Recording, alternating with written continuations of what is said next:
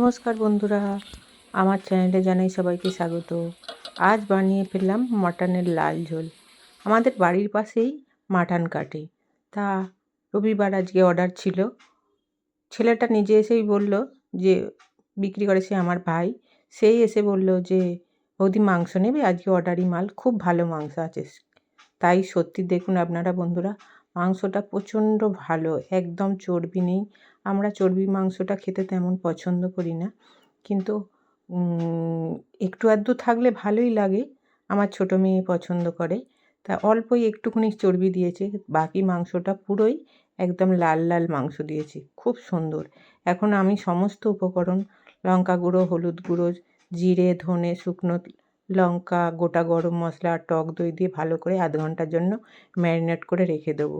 এখন আমি কড়াই বসিয়ে দেবো। আধ ঘন্টা পরে কড়াইয়ে দিয়ে দিয়েছি জিরে, তেজপাতা আর অল্প একটু চিনি। চিনিটাকে ক্যারামেল হতে দেব।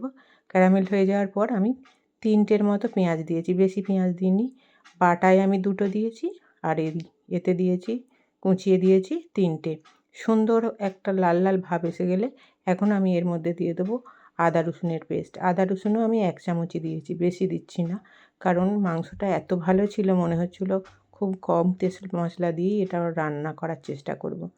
সত্যি মাংসটা খুবই ভালো হয়েছিল। আপনারা একবার এইভাবে কম মশলা দিয়ে বানিয়ে দেখবেন, খুব সুন্দর খেতেও হয়। আমি আজকে এটাই এরমভাবে বানিয়েছি, দারুণ খেতেও হয়েছিল। তাই আমি এখন ভালো করে নেড়ে চেড়ে কাঠের উনুনে করছি। কাঠের একটা ধোঁয়ার মধ্যে এই মাটন রান্নার অসম্ভব সুন্দর ভালো টেস্ট ও স্বাদ, গন্ধ সব রকমই হয়। চাপা দিয়ে দিয়ে রান্না করব, হালকা আঁচে এটা আমি বানাবো, খুব সুন্দর কিন্তু সেদ্ধ হয়। আর চাপা দিয়ে দিয়ে করলে খুবই ভালো হয়। বারবার করে নেড়ে চেড়ে চাপা দিয়ে আমি এই পুরো মাংসটা আমি ভালো করে কষিয়ে নিয়েছি। দেখুন বন্ধুরা কত সুন্দর কালার হয়েছে। এখন আমি এর মধ্যে 4 পিস পেঁপে আর 4-5 পিসের মতো আলু দিয়ে ভালো করে নিয়ে নেড়ে নেব, আর দিয়ে দেবো স্বাদ মতো লবণ। কত সুন্দর কালারটাও এসেছে দেখুন। চর্বি ছিল না বলে যে তেলটাও বেশি ভাসছে না, কারণ চর্বি থাকলেই প্রচুর তেল ভাসে। আমি এখন এর মধ্যে দিয়ে দেবো গরম জল। গরম জল দিয়ে আমি আধ ঘন্টা ভিনিয়ে আঁচে সেদ্ধ করতে দেবো। এইভাবে হালকা আঁচে যদি মাংস সিদ্ধ করা যায়, খুব ভালো কিন্তু সিদ্ধ হয়। হালকা আঁচে তাড়াতাড়ি সিদ্ধও হয়, জিনিসটা খেতে হয়। জোর দিয়ে দিলে কিন্তু ভালো সিদ্ধ হয় না, অথচ জল মরে যায়, বারবার জল দিতে হয়। আমি কিন্তু একবারই জল দিয়েছি, আর খুব সুন্দর হালকা আঁচে এটা সেদ্ধ করে নেওয়ার চেষ্টা করেছি। এখন আমার প্রায় বেশিটাই সেদ্ধ হয়ে গেছে। আমি এর মধ্যে দিয়ে দেব ধনেপাতা কুচি।